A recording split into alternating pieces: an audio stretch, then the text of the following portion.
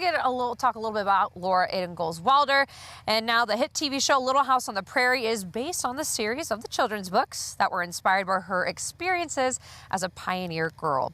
She was born in Big Woods, Wisconsin in 1867, and her family moved around often until returning to their original home. Now, these were the years Laura wrote about in her first book, Little House in the Big Woods. Now, the famous author, she lived out her last years here on Rocky Ridge Farm in Mansfield. She died in 1957 at the age of 90. And now hundreds will visit Laura Ingalls Wilder Historic Home and Museum every year. And that's where we're finding Color 10's Bethany French. And she actually spoke with one woman visiting the museum. Bethany, what can you tell us? Yes, that's right. I spoke with Linda Krevda, who came here all the way from Indiana, and she says that the books Laura Ingalls Wilder wrote were a big part of her life. I've been a lifelong fan of Laura Ingalls Wilder. I read her books growing up, read them to my own children, and have always wanted to come and see where she lived and how she lived and some of these artifacts. And Linda Krevda is not the only one who has grown up with and passed on the writings of Laura Ingalls Wilder.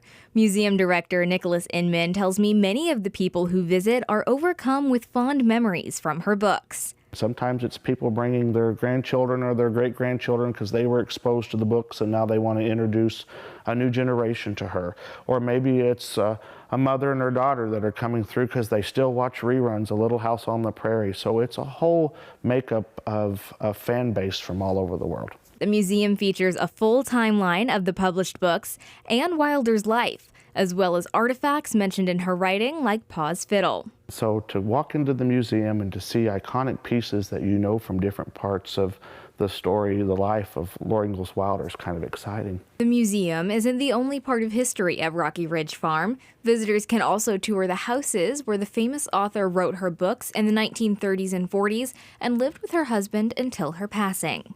90 years, what a life, what remarkable pieces of history she witnessed, and we have such a gift that she took the time to write so much of it down. I was just fascinated by how people lived and survived and were so independent and autonomous in their living.